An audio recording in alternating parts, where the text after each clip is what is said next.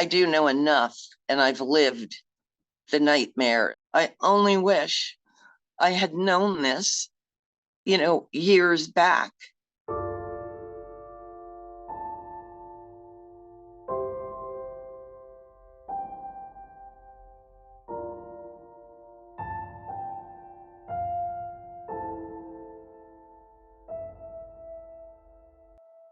I'm Mary Caldwell, Bobby Caldwell's wife.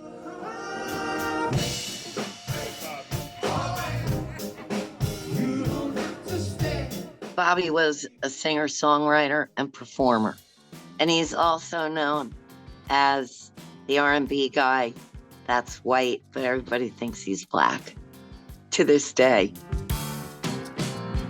We had the kind of marriage that I never could have imagined. It was just romance and love, and everything was it was a beautiful life. Beautiful life. I mean, how many guys sit there and sing to their wife on guitar most every night? Hey there, Bobby Caldwell here, and I'm going to be performing at Billboard Live in Tokyo with 2 shows a night. I didn't even realize I had videotaped him on the day he started those antibiotics. He was doing a promo for a tour in Japan, and I'm watching it, and he's fine. Until then, we'll see you here. Up until that 7th pill, life was great. And it literally was like the curtain came down. Everything changed. Everything. It was my birthday, 2017. He was getting ready to go to Japan, and he had a runny nose and a cough. And he went to some clinic. He got antibiotics and cough syrup. And I thought nothing of it.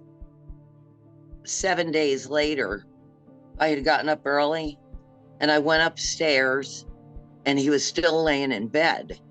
And he says, "Mayor, I can't stand up." He's like, my Achilles. He's like, "They're killing me." And I looked, they were starting to swell. And I'm thinking, what the heck? I knew in my gut that this was not good. He developed peripheral neuropathy, nerve damage. He was in pain 24 hours a day, 7 days a week. He still toured. He still went to shows, and we'd kind of sneak him on the stage. He still wanted to sing, he wanted to do shows. We would try to hide the injury.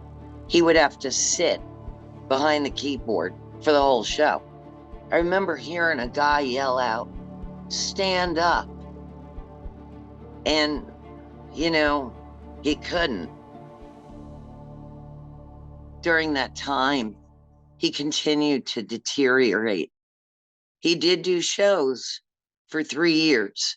And then with the COVID, everything stopped. So in a sense, he didn't have to say, "I quit." It just kind of stopped. He was literally living this tortured life between the pain and the mobility issues. The romantic relationship, it kind of became the patient caretaker.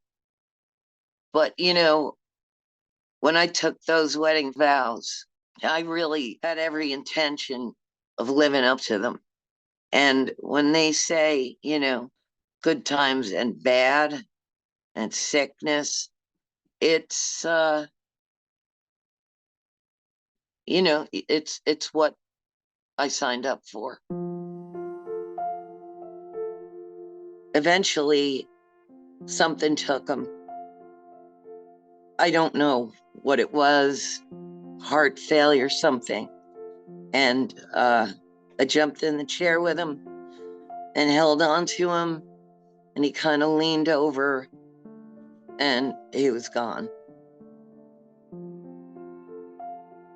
I know without a doubt, if Bobby had seen the press coverage when he passed away, he would absolutely not have believed it.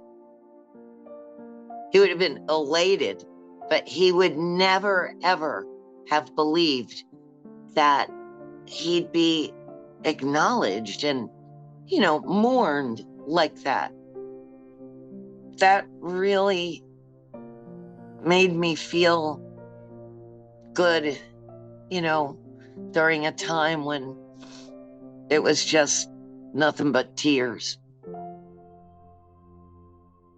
There's basically nothing I wouldn't do to prevent another soul from enduring this. I mean, when I say this never should have happened, it never should have happened. I will guarantee you that there are many, many people out there suffering, and they never put two and two together, that maybe they had a sinus infection or UTI, and now they can't walk right. I believe there are still a lot of physicians, medical types, and just the public, like ourselves, that have no idea about these fluoroquinolones. I wouldn't want anyone else to suffer this kind of fate, because in a lot of cases, like Bobby, when the genie's out of the bottle, they say you can't get it back in. And so the best course of action is, in my opinion, awareness and prevention. Because what should happen is, if antibiotics are indeed necessary at all in a given case, that you try the milder, more tried and true. If you're prescribed an antibiotic, ask what it is. Does it have a black box warning label on it? Is it safe? What are the side effects potentially? And ask them, would you take it?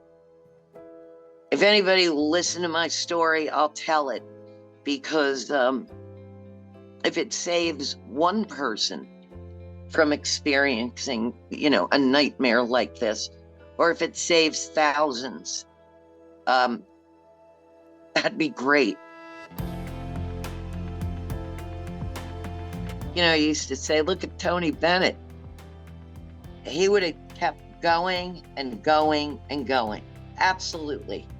And I would have been right there with him.